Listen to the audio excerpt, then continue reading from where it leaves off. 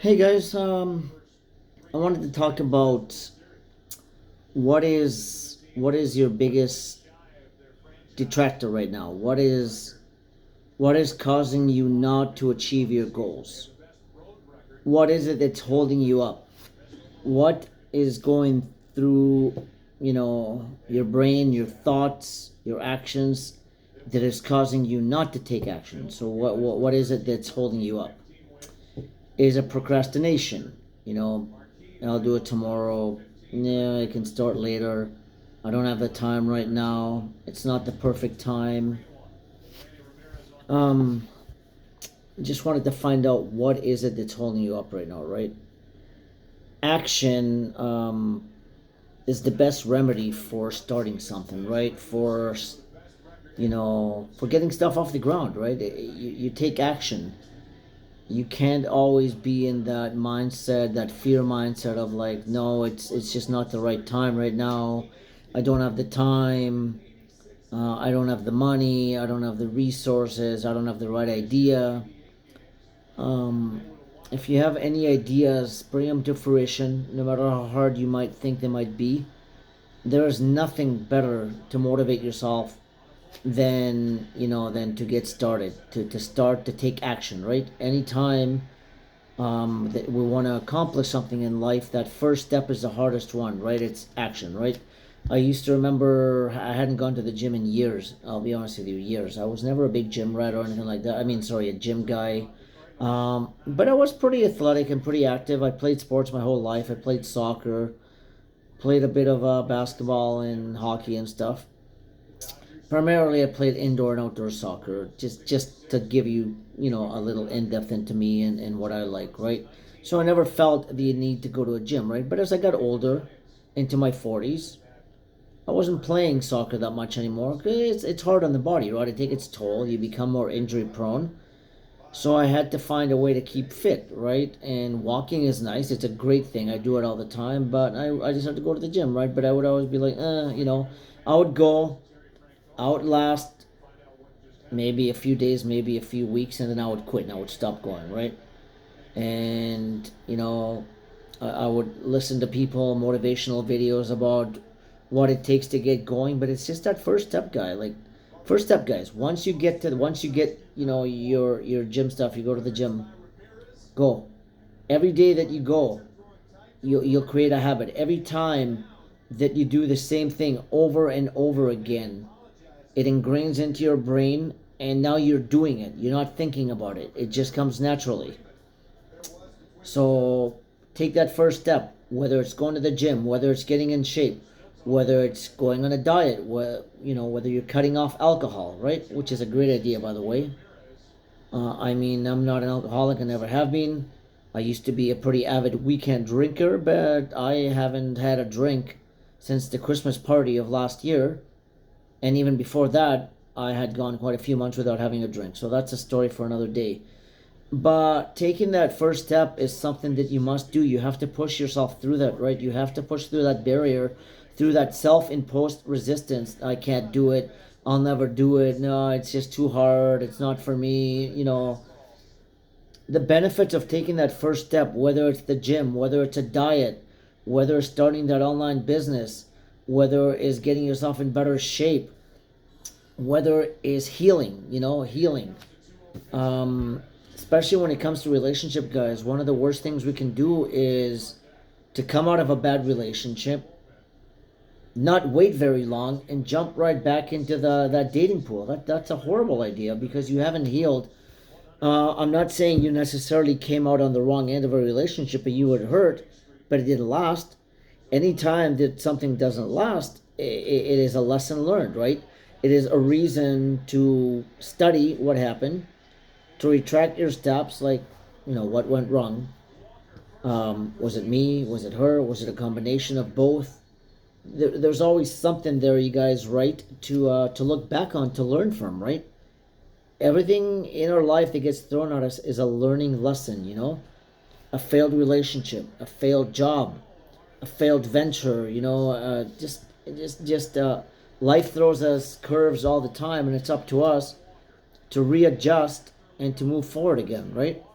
but you can't move forward, especially in the relationship, situation, without taking a deeper, in-depth look at why things are failing. I don't know, maybe you just want to date, fine. But I think most of us, you get over 30, over 40, over 50, you want something serious, right? I mean, we're not teenagers anymore. We're not in our 20s. We can't be running around exhausting our energies, like we have families or we have kids to take care of, family to take care of, ourselves, we have responsibilities. So you cannot act, like it doesn't matter to you, like it's not meaningful, right? Some people want to stay single the long term, really don't want to date anybody and want to be alone. That's perfect, right?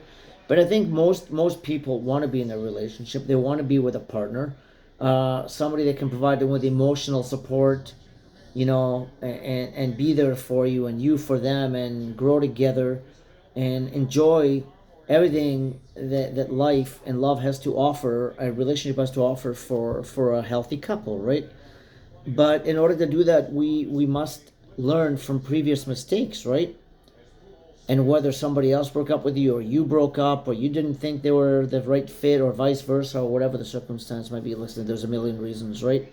There's incompatibility, there's lack of trust, there's a whole bunch of things. But regardless of that, I think the thing is to grow, to learn. So when you go to that next relationship, you know the fallbacks, you know the traps, what not to fall into, right? Codependency is a big one, right? You should never need somebody else to make you happy, right? If you're coming into a relationship from a mindset of lack, of not happy, of not love, not being loved, not feeling love, feeling alone, feeling abandoned, that's not good. Because you're going to rely on that person to be your everything. And they shouldn't be. They should be the half that completes you. They shouldn't be your everything, right? That's a lot of pressure to put on somebody else. Or for somebody that you're dating that does that to you, right? That you are their everything and that without you they're lost. That's no. You should go into a relationship to complement each other, right? To finalize, like two together, You should never say two become one. I'm sorry, I don't believe in that. I believe two people come together to form a relationship, to form two people together, creating something nice, but still being two individuals. You should never lose your individuality in a relationship, right?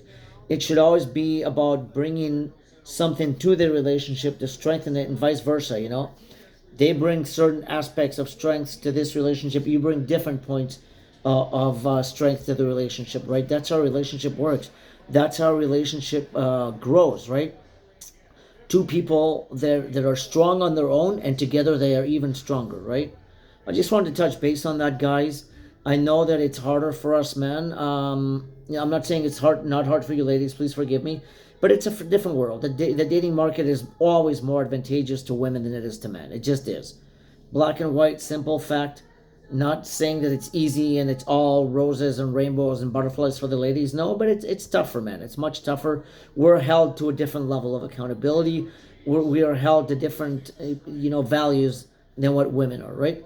All the women, please forgive me, guys, ladies. This might be a little touchy bit. All woman has to do bring herself to a relationship is her attractiveness, her femininity, and that's about 90% of the game, right? Men don't care where you work, and I don't mean that disrespectfully. They might be proud of you if you have a good job, but you know what I mean. A man is never going to date you or not date you based on what kind of job you are. Do you make $100,000 a year? Do you make $200,000? No, man, that's not what interests us, right? What interests a man in a relationship is this woman worthwhile? Is she attentive? Is she open? Is she caring? Is she communicative, right? So, guys, when you go into that next relationship, do the hard work, learn your lessons from the past, but also be smart, learn to look for the good values in a woman, not just, oh yeah, she's beautiful, she's got a sexy body, she's so hot, Yes, that's all fine and dandy, but you know what? Learn to look deeper than that, right? Look past all that and say, hey, is this woman dating material? Is she going to be a good wife? Will she be a good partner? Will she be a good mother? If you already have an ex-wife and you have kids, still, will she accept my kids? Will she be good with my kids, right? Vice versa, okay? So I just wanted to touch base on that, guys, because that's really important as we get older. And if we are in the single market, right, which we never thought we were going to be, but that's life and that's just the reality of today's world. just remember to take those lessons to heart and, heal, learn, and be smart, be intelligent when you're searching for somebody. Learn to know what to look for. You know, I'm going to give you a word of advice here. A lot of us worry about, like, does she have this? We have this list, right? And this goes for women too. This list of like 10 musts, right? How about you write a list of must nots? Instead of like, oh, she has to be this hot, or he has to be this tall, or she has to have this body, or she has to be this and that, and he has to be this and that. How about must nots? I cannot have it list, right? I'll make it a break it list, right? For me, a break it list is non-smoker, has to like take care of herself, and I'm not talking like you know what I mean, like somebody who looks after their health, who has good habits, who has good skills, who is presentable, that kind of stuff. Okay, so I hope that was helpful to you guys. If you'd like my videos, please watch, please comment. I would really be thankful of your comments. See what you think, see what you would like to discuss, any topics that you'd like to see in the future. And I'm growing. This is a new channel for me. This is a new venture, and I'm enjoying it because I'm hoping that some of my experience I can bring to you guys, or we can discuss together stuff that you guys would like to talk about. Ladies as well, if you happen to watch. If it's primarily man, that's okay. I'm not offended. Have a good night. Enjoy the rest of your Sunday night, and have a great week. Bye-bye.